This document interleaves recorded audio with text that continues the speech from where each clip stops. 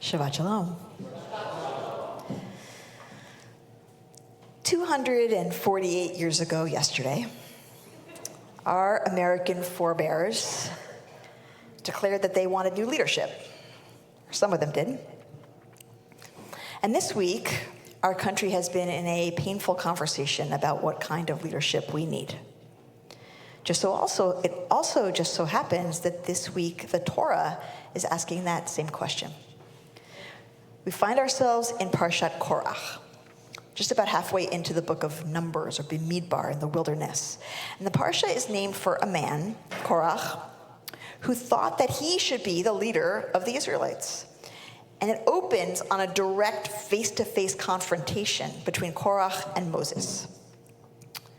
Vayikach Korach, the Parsha opens. Korach took the son of Ischar, son of Kohat, son of Levi, with Datan and Abiram, sons of Eliab, and On, son of Pelet, descendants of Reuben, to rise up against Moses, together with 250 Israelites, chieftains of the community, chosen in the assembly, men of repute. And they combined against Moses and Aaron, and they said to them, Rav lachem, ki chol ha'edah kulam kidoshim. You have gone too far, for all of the community are holy, all of them. And Adonai is in their midst. Why then do you raise yourself above Adonai's congregation? When Moses heard this, the Torah tells us he fell on his face. He literally fell face down onto the ground. Commenting, Abraham ibn Ezra compares him to a prophet when receiving a prophecy, which apparently this was a common posture for receiving a prophecy. Chizkuni suggests that he was ashamed. Had he misused his authority? Was he in the wrong? And he went face first to the ground to offer a prayer. The confrontation is confusing. Korach is using egalitarian language, declaring that there has been an injustice, an illegitimate usurpation of authority. All the community are holy. Why do you raise yourself above Adonai's congregation? Has Moses actually done this? There's not much evidence to support it. He didn't even want to lead, remember that? And recently in Parshat Be'alotecha, he begged to be released from his role. And when God gave him 72 people to share his leadership with, his response was wishing that everyone would be able to share it with him also. Has Aaron abused his power? There's not really evidence that Aaron has done anything since the consecration of the tabernacle other than his prescribed role commanded by God. So what is going on here? The rabbis see this moment as a test of character, a contrast between two archetypes of leaders represented by Moses and Korach. Almost every commentator notes that the Parsha opens with the word vayikach. He took. Korach took. The verb took, vayikach, has no object in the sentence. He took what? He just took. The verb has no object because it's not actually describing an action. It's describing his character. He's a person who takes, the rabbis say, who thinks he deserves, who's in it for himself, for whom leadership is fundamentally about him. He cloaks that motivation with egalitarian language, but we can see through it. As Kedushat Levi says, this is, quote unquote, Korach took. He wanted that he take the opportunity and no one else.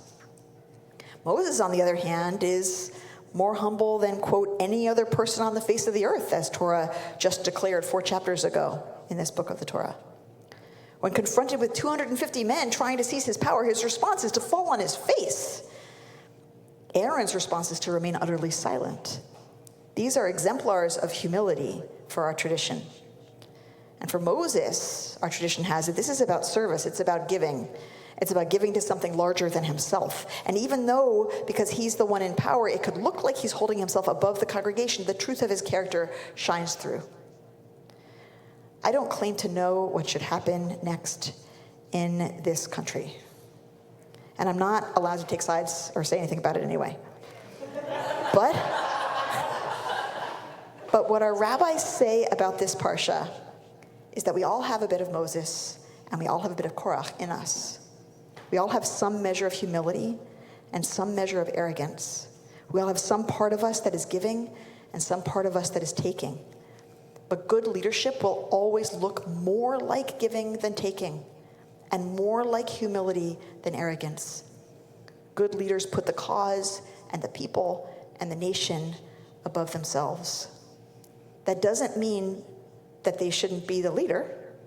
At the end of the episode, Moses and Aaron remain in their places. It just means that the measure must be what is best for the people. The qualities personified here by Moses and Korach are relevant not just between now and November 5th, because the phenomenon we are experiencing through this presidential election is only a manifestation of a dynamic at least 50 years in the making, really 248, even more, many more years in the making. People are seduced by authoritarianism when they're afraid. When they're afraid of change, when they're afraid of losing what they've known, economic globalization and dislocation, a technological revolution in the way we live, as in life moving online and toward AI, secularization, migration, white people becoming a minority in this country, new gender roles and family structures, climate change. It's a lot. No matter what happens in the next few months, this impulse toward authoritarianism will be here for the rest of our lives, because these changes will be here for the rest of our lives and will only accelerate. So in addition to doing everything we can in the short term to support democracy, as citizens and residents of this country, we all could benefit from the qualities displayed here by Moses, by metaphorically falling on our faces, not thinking we have all the answers, humbling ourselves, listening deeply, looking for places of connection that bridge divides, even as we continue to stay clear in our principles and our values of fundamental equality and universal human dignity. And all along the way, every one of us can ask ourselves, am I giving more than I am taking? Because in a highly resource imbalanced world, that might be the most important question of all. Shabbat shalom.